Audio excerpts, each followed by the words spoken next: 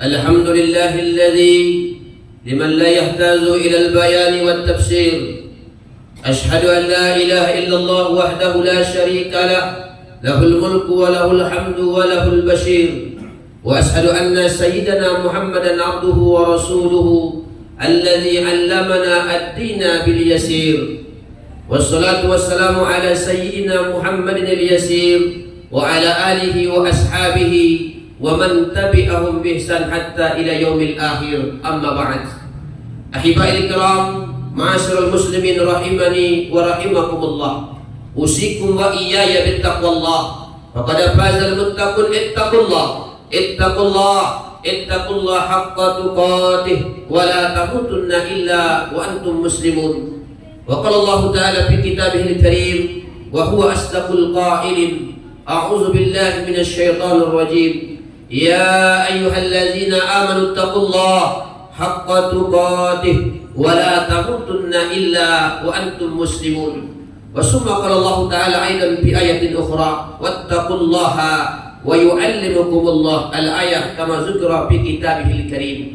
Hadirin sidang Jumat yang dimuliakan oleh Allah Subhanahu wa Ta'ala, setiap langkah kita, setiap perbuatan kita yang dia kullu ziban, yang bernilai, itu alangkah indahnya kita ingatkan ya, sebagai ciri ucapan orang beriman itulah dengan ungkapan alhamdulillah rabbil alamin. Lalu ucapan alhamdulillah kita iringi dengan ucapan salawat, ucapan salam atas Nabi yang mulia, insanul kamil, insan yang paling sempurna. Maka kata Al-Habib Ali Al-Habsyi, andai kata ranting-rantingan dan lautan dijadikan sebagai tinta dan ranting sebagai penanya untuk menulis daripada sisi kemuliaan Nabi, mungkin tak cukup. Begitulah saking sempurnanya baginda Nabi sallallahu alaihi wasallam. Kita ucapkan Allahumma salli ala Sayyidina Muhammadin wa ala ali Sayyidina Muhammad. Hadirin sidang Jumat yang dimuliakan Allah Subhanahu wa Ta'ala, melalui mimbar yang mulia ini kami ingatkan kembali khususnya kepada kami sendiri dan umumnya kepada kita bersama, mari kita tingkatkan lagi tafakkur kita, tawakal kita, keimanan kita, terlebih-lebih ketakwaan kita kepada Allah Subhanahu wa Ta'ala, rasa khasyah kita, rasa khauf kita kepada Allah Subhanahu wa Ta'ala, karena ketakwaan itu adalah di antara bekal yang paling terbaik ketika kita menghadap Allah Subhanahu wa Ta'ala. Dengan takwa itulah kita nanti akan dapat bisyarah indal maut, ketika kita menjelang wafatnya, menjelang meninggal dunia. Ini hadirin sidang Jumat yang dimuliakan Allah Subhanahu wa Ta'ala. Di dalam Al-Quran, di antara aduwullah, musuhnya Allah, aduwuna dan musuh kita, itu disebutkan adalah generalnya adalah iblis, yang mana iblis ini adalah berulang-ulang Allah sebutkan dalam Quran. Kurang lebih kata iblis saja 11 kali Allah ulang-ulang. Tapi yang padanannya yang berbicara tentang iblis juga kurang lebih sekitar 24 kali Allah sebutkan dalam kitab sucinya, yang mana misinya jelas, yang mana tujuannya jelas, bagaimana khususnya umat Muhammad diserahkan umat Muhammad pada ending akhir hayatnya dalam keadaan su'ul khatimah. Itulah misi, bahkan bagaimana umat Muhammad ini aksaruhum finnar, kebanyakan mereka adalah ya dimasukkan ke dalam neraka. Inilah misi ya daripada iblis. Yang mana iblis ini, ternyata iblis ini walaupun sedemikian, dia pernah merasakan kesedihan yang sangat mendalam, bahkan berteriak sedih, dan dia merasa marah, bahkan dia merasa terhina. Ya, sebagaimana Al-Imam Al-Hafiz Ibnu Katsir menyebutkan dalam kitabnya, yaitu Bidayah An-Nihayah, di juz yang kedua di halaman 326, ternyata iblis pernah berteriak, terisak-isak, bahkan sedih, sangat sedih iblis. Kata Imam Ibnu Katsir, wa annal iblisa ranna arba'a ranna, ternyata iblis itu pernah berteriak yang 4 teriakan yang keras. Pertama, hina lu'ina, ketika dia dilaknat oleh Allah Subhanahu wa Ta'ala. Karena makanya gelar iblis adalah mal'un, orang yang terkutuk. Tapi dia tak berhenti sampai di situ. Bagaimana juga dia yang mengajak manusia supaya juga dapat gelar mal'un, orang-orang yang terkutuk. Itulah diantara dia cari pengikut-pengikut dirinya, Siapa mereka? Termasuklah diantaranya al-umara'ul kazzab. Kalau ada pemimpin-pemimpin pejabat yang suka berbohong, yang suka menipu, inilah diantara anggotanya. Begitu juga al-ulama'ul kazzab. Begitu juga sebenarnya tidak layak kalimat kazzab disandingkan dengan ulama, karena ulama adalah orang yang kasirul ilm, banyak ilmunya. Apalagi tapi ada juga ulama yang disebut dengan ulama'ul kazzab, aksaruhum fi akhir zaman. Ini banyaknya muncul pada akhir zaman. Ya, yang banyak ini muncul pada akhir zaman dengan fatwa mereka, dengan ilmu mereka bisa menipu umat. Nah, ini diantara anggota-anggota daripada iblis. Inilah yang sangat dibanggakan oleh iblis. Ya, para ulama, para pemimpin-pemimpin, makanya Imam Al-Mawardi dalam beberapa risalahnya menyebutkan, ya, unsur, lihatlah, perhatikan. Ketika engkau ingin mengangkat sepemimpin, maka wantazir, wanzur, betul-betul kau cari informasi, kau perhatikan betul. Ya, usahakan dia adalah orang yang sudah kau yakini ayyakuna sadiqan, orang-orang yang teruji kejujurannya. Dengan apa? Dengan nikmat yang Allah berikan kepadamu, dengan indramu, dengan informasi yang kau dapatkan, supaya kita dipimpin oleh orang yang amanah, orang yang baik, supaya turun rahmatnya Allah Subhanahu wa ta'ala. Itu diantaranya disebutkan oleh Imam Al-Mawardi, yang makhum daripada para ulama ketika membahas kitab Al-Ahkam As-Sultaniyah. Ma'asyiral muslimin rahimani wa rahimakumullah. Siapa lagi pengikut iblis yang ingin masukkan kata mal'un? Termasuklah orang-orang yang suka memecah belah umat. Termasuklah orang-orang yang suka memecahkan umat, yang tak senang ada persatuan, tak senang kita ini damai. Nah, inilah diantara, ya, satu anggota pasukan daripada iblis laknatullah alaih yang sangat disenanginya. Begitu juga para pedagang-pedagang yang suka menipu. Begitu juga dengan orang-orang yang melampaui al-bagha, yang melampaui batas. Begitu juga orang-orang yukaffiru ikhwanahum bisuhulah. Begitu juga pengikut iblis. Siapa mereka?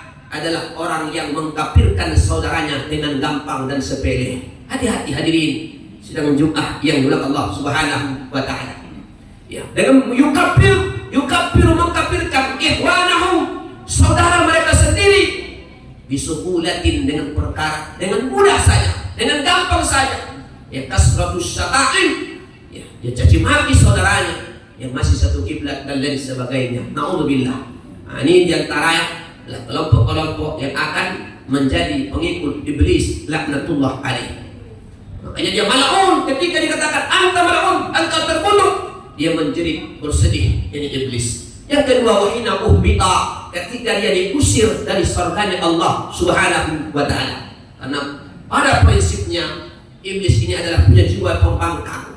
Ya, bagaimana kita sudah makruf, sudah tahu, ya, ketika Allah Subhanahu wa ta'ala mengatakan wa idh qulna lil malaikati isjudu li adama fasajadu illa iblisa aba wastakbar.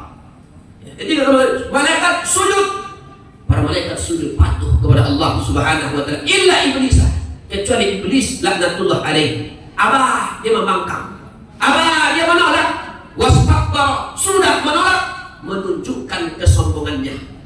Baiklah, makanya diantara, ya, pengikut iblis adalah al-mutakabbir, orang-orang yang sombong. Orang-orang sombong ini adalah pengikut-pengikut daripada iblis laknatullah alaih. Ini hadirin sidang Jumat yang dimuliakan Allah Subhanahu wa ta'ala. Lalu yang ketiga, iblis bersedih, iblis menjerit, iblis berteriak hina wulida an-nabiy sallallahu alaihi wasallam, ketika Nabi dilahirkan. Tidak ada nikmat yang paling agung, kata Imam Ibnu Rajab Al-Hambali, ya, anna a'zaman ni'am, di antara nikmat yang paling agung di atas permukaan bumi Allah Subhanahu wa ta'ala, izharu Muhammadin, adanya Nabi Muhammad sallallahu alaihi wasallam. Bagaimana ketika Allah ciptakan Nabi Adam alaihissalatu wassalam, ya, ketika itu dia zawijni, nikahkan aku, maka dinikahkan dengan Siti Hawa. Wa mahruhu aw wa mahruha, adapun maharnya itu adalah Allahumma salli ala Muhammadin, sebagian riwayat Allahumma salli. Kenapa tahu Nabi Adam? Karena dia lihat maktubun fi babil jannah, tertulis di pintu surganya Allah Subhanahu wa ta'ala. Makanya Nabi Muhammad adalah di antara, ya, sekian banyaknya nabi, dialah pimpinannya, dialah sayyidnya. Sampai-sampai warafa'na laka zikrak, kami sudah tinggikan namamu Muhammad. Sampai-sampai nama nabi itu sendiri ya dibarengkan dengan kalimat syahadat, kalimat azan, kalimat iqamah.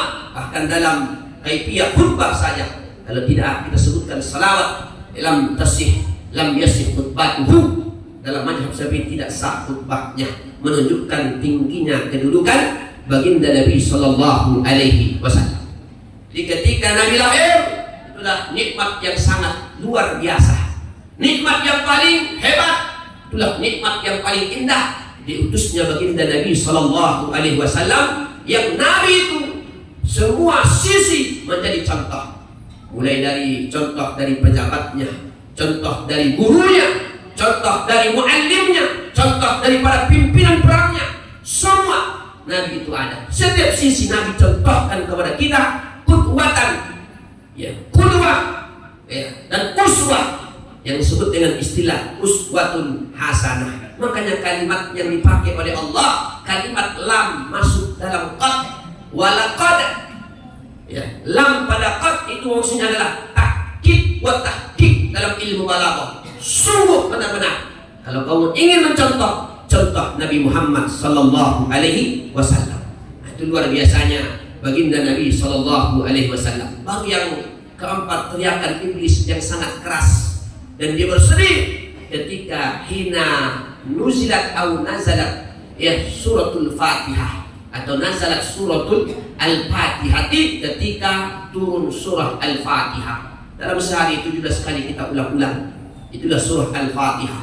Dalam Al-Fatihah itu banyak kandungan, banyak rahasia Allah Subhanahu wa Ta'ala. Sampai-sampai banyak para ulama menulis kitab dengan istilah judul Asrarul Basmalati wal Fatihati. Itu rahasia-rahasia di balik kalimat bismillah, di balik kalimat Al-Fatihah. Usahakan ya Al-Fatihah ini adalah kita lazimkan, kita biasakan membaca satu surah ini ya di luar sholat. Kalau sholat sebab dalam sholat adalah min arkan, dia bahagian daripada rukun, dia bahagian ibarat kepala.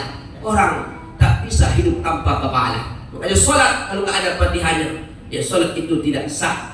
Begitu saking duduknya, tingginya kedudukan surah Al-Fatihah. Surah Al-Fatihah di situ ada kalimat yang mengandung ketuhanan, yang mengandung tauhid, semuanya ada. Yaitu iyyaka na'budu wa iyyaka nasta'in.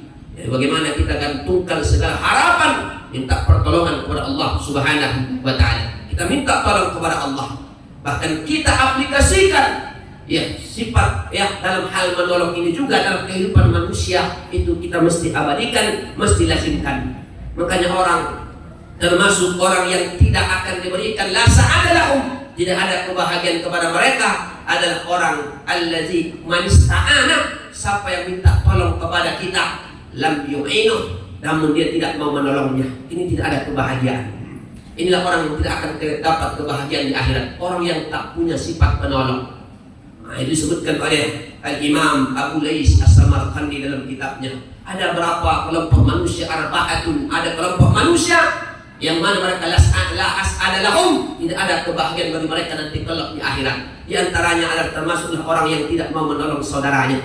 Yang kedua termasuklah allazi yabkhalu ala salah wassalam ala nabi, termasuklah orang yang pelit, yang bakhil, tak mau berselawat terhadap baginda Nabi sallallahu alaihi wasallam. Dan termasuk juga orang yang tidak akan diberikan kebahagiaan kelak besok adalah orang yang mana allazi ya'zizu nafsahu, ya, adalah orang yang dia lemah terhadap dirinya, ayyadahu, untuk mendoakan dirinya, wal muslimin, bahkan kaum muslimin, ya, luar salat, setiap salat tak mau berdoa, tak mau mendoakan dirinya pun dia jarang. Begitu juga kaum muslimin. Hanya orang adalah orang yang tidak akan mendapatkan kebahagiaan di akhirat. Hanya hadirin sedang Jumat yang dimuliakan Allah Subhanahu wa Ta'ala. Dari perkataan Imam Ibnu Katsir ini, mudah-mudahan kita jangan termasuk kelompok-kelompok golongan orang yang disenangi, dicintai oleh iblis, bahkan pengikut setia iblis. Na'udzubillah, summa na'udzubillah min dzalik. Maka kalaulah kita bahagian daripada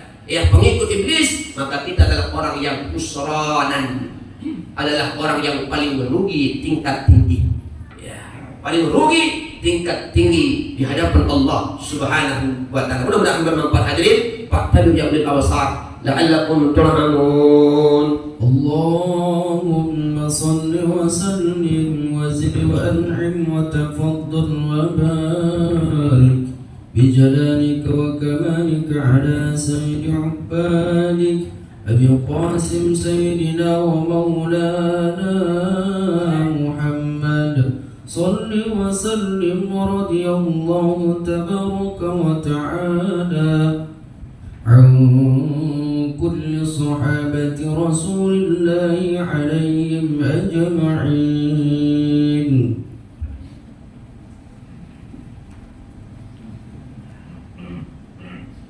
الحمد لله الذي جمعنا بجامعة الزاهدين لإقامة صلاة الجمعة كما فرض الله علينا وعلى جميع المسلمين وعلى أمة المحمدية. أشهد أن لا إله إلا الله وحده لا شريك له له الملك وله الحمد يحيي ويميت وهو على كل شيء قدير. وأشهد أن سيدنا محمدا عبده ورسوله صاحب المعجزات وهو نبي الرحمة. اللهم صل وسلم وبارك ومجد وكرم على سيدنا محمد وعلى شمس الأنبياء وإمام الأتقياء حبيبنا وقدواتنا محمد ابن عبد الله طه رسول الله ياسين حبيب الله الفاتح والهاتم والهادي إلى صراطك المستقيم وعلى آله وأصحابه ومقداره العظيم. أما بعد أحبائي الكرام أوصيكم وإياي بتقوى الله فقد فاز المتقون. اتقوا الله حق تقاته ولا تموتن إلا وأنتم مسلمون. وقال الله تعالى في كتابه الكريم بسم الله الرحمن الرحيم إن الله وملائكته يصلون على النبي يا أيها الذين آمنوا صلوا عليه وسلموا تسليما. اللهم صل على سيدنا محمد وعلى آل سيدنا محمد كما صليت على إبراهيم وعلى آل إبراهيم وبارك على سيدنا محمد وعلى آل سيدنا محمد إنك حميد مجيد. اللهم اغفر للمسلمين والمسلمات والمؤمنين والمؤمنات الأحياء منهم والأموات إنك على كل شيء قدير. اللهم يا من لا يحتاج إلى البيان والتفسير حاجاتنا إليك تسير أنت يسر كل عسير بيدك الخير أنت العليم البشير برحمتك يا أرحم الراحمين. اللهم ارزقنا استقامة على دينك وعلى شريعة نبيك وعلى طريقة البيضاء وعلى عقيدة أهل السنة والجماعة. اللهم ارزقنا إماما عادلا ولا تسلط علينا إماما ظالما أو منافقا أو كافرا لا يخاف إليك ولا يرحمنا. اللهم انصر إخواننا المجاهدين في فلسطين وبكل مكان برحمتك يا أرحم الراحمين. اللهم بارك لبلادنا إندونيسيا المحبوب ولمدينتنا بكنبارو ولمحافظة رياض ولعلمائها ولأمرائها ولرعيتها ولهذه الجماعة أي بهذا مسجد جامعة الزاهدين برحمتك يا أرحم الراحمين. ربنا آتنا في الدنيا حسنة وفي الآخرة حسنة وقنا عذاب النار. عباد الله إن الله يأمركم بالعدل